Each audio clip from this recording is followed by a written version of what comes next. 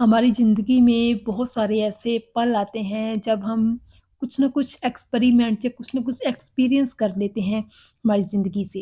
लेकिन कभी-कभार हमें ऐसा भी लगता है कि बहुत सारे लोग हैं जो हमारे इर्द-गिर्द होते हैं या फिर बहुत फ़ेमस पर्सनैलिटीज़, उनकी ज़िंदगी से, उनकी लाइफ़ से भी हम बहुत कुछ सीख सकते हैं और बहुत कुछ सीखने को हमें मिल सकता है सुपरस्टार राजेश खन्ना की ज़िंदगी से भी। देखिए, राजेश खन्ना हिंदुस्तानी फ़िल्म इंडस्ट्री के एक ऐसे सुपरस्टार थे जिन्हें भारतीय फ़िल्म इंडस्ट्री का पहला सुपरस्टार माना जाता है और उन्होंने अपने टाइम पे 1969 से लेकर 1972 3 के करीब लगभग 16 फ़िल्में लगातार हिट दी थी। तो ये बहुत बड़ी बात होती है किसी भी स्टार के लिए कि लगातार उनकी फ़िल्में हिट जा रही हों। हाँ, ये बहुत दफ़ा हुआ है कि किसी अभिनेता की 1, 2, 3 फ़िल्में लगातार हिट चली गई हों, 4-5 चली गई हों, लेकिन लगातार 16-17 फ़िल्में हिट होना, सुपर हिट होना, ये अपने आप में एक बहुत ही बड़ी हैरानगी की बात है। तो यही वजह थी कि राजेश खन्ना के सुपरस्टार में इतना दमख़म आ गया था कि उनको पहला सुपरस्टार माना जाने लगा था भारत का। और बहुत सारे लोगों का तो यही मानना था कि राजेश खन्ना की फ़िल्में कभी पिट ही नहीं सकती हैं।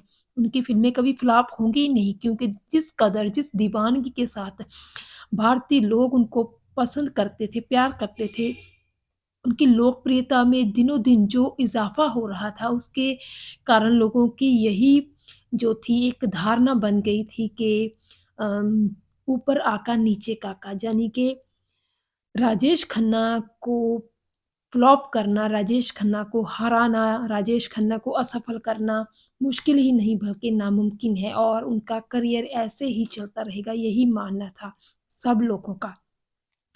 लेकिन ये ऐसा नहीं होता है, इंसान होता है जो वो किस्मत की कठपुतली होता है, किस्मत के हाथों में ही इंसान का उनकी ज़िंदगी का पूरा दारोमदार होता है और यही राजेश खन्ना के साथ भी हुआ।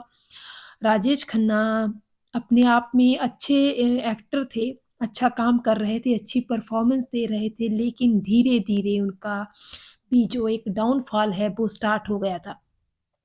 कि वो टाइम था जब अम, अमिताभ बच्चन जैसा बड़ा सितारा जो था उभर रहा था। उनकी फ़िल्म जंजीर आ गई थी और एक एंग्री जंगमैन का उनको खिताब दिया था भारतीय सिने प्रेमियों ने और धीरे-धीरे दर्शक उनकी फ़िल्में देखने के लिए उत्साहित हो रहे थे और काका यानी राजेश खन्ना की फ़िल्में उनको अब बोरियत से भरी हुई लग रही थी। वही सेम तरह के डायलॉग, वही हाव-भाव, वही बॉडीली मूवमेंट्स, उनको कुछ नयापन नहीं दिखाई दे रहा था राजेश खन्ना की फ़िल्मों में।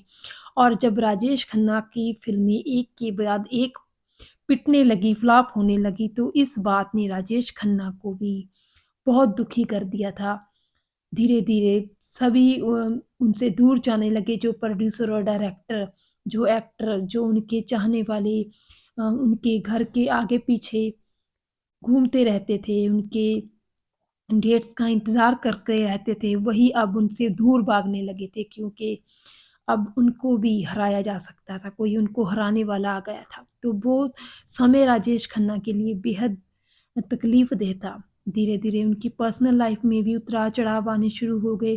उनकी शादी डिंपल कपाड़िया से हुई, उनके घर में 2 बच्चियाँ पैदा हुई, ट्विंकल और रिंकी। लेकिन फिर उनकी शादी भी खतरे में पड़ गई और डिंपल कपाड़िया भी उन्हें छोड़कर चली गई। तो इस तरह देखिए कैसे एक सुपरस्टार बन गया जो अपने आप को जिसको लोग आका के बराबर का दर्जा देने लगे थे कि ज़मीन पर जो है अगर कोई गॉड भगवान के बराबर है तो वो राजेश खन्ना है। तो वही राजेश खन्ना कैसे फिर एक सफल फ़िल्म के लिए जो थे तरस रहे थे। ये ज़िंदगी की में ये पल भी उनके आ गए थे।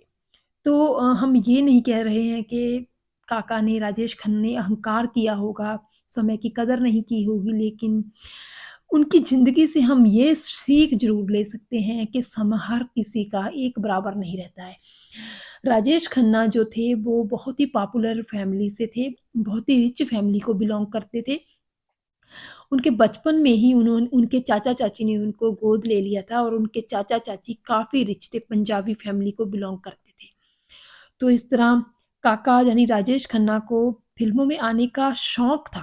वो किसी मजबूरी में फ़िल्मों में नहीं आए थे, बल्कि जब फ़िल्म इंडस्ट्री में वो काम ढूँढ रहे थे, तो कहते हैं कि प्रोड्यूसर और डायरेक्टर के पास वो महँगी गाड़ी में जाते थे। उस टाइम पे लोग हैरान रह जाते थे कि नया लड़का है, काम माँगने आया है, लेकिन बहुत महँगी गाड़ी में, जितनी महँगी गाड़ी प्रोड्यूसर और डायरेक्टर भी अफ़ोर्ड नहीं कर सकते, उतनी महँगी गाड़ी में काका जो कि एक स्ट्रगलर है फ़िल्म इंडस्ट्री में, वो आए हैं।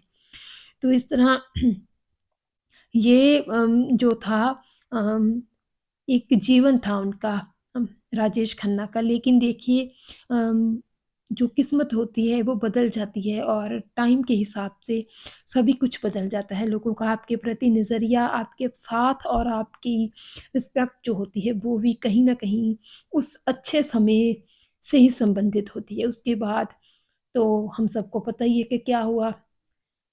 अमिताभ बच्चन आ गए, वर्षा आ गए, फिर विनोद खन्ना जैसे स्टार आ गए, फिर 80 के दशक में मिथुन चक्रवर्ती, संजय दत्त, कुमार गौरव जैसे स्टार आ गए और राजेश खन्ना धीरे-धीरे अवतार और अमृत जैसी फ़िल्में, सौतन जैसी फ़िल्में करने के लिए मजबूर हो गए। तो इस तरह यही सीख मिलती है राजेश खन्ना के जीवन से हमें कि समय जो है ज़िंदगी में वो बराबर नहीं रहता है, हर एक इंसान का समय बराबर नहीं रहता है और समय बदल जाता है। वही अमिताभ बच्चन जो कि राजेश खन्ना के जब पीक पर थे वो स्ट्रगलर थे, वही अमिताभ बच्चन का अच्छा टाइम आ गया और राजेश खन्ना जो थे धीरे-धीरे डाउनफॉल में चले गए। तो इस तरह बहुत कुछ सीखने को मिलता है हमें राजेश खन्ना जी की ज़िंदगी से भी।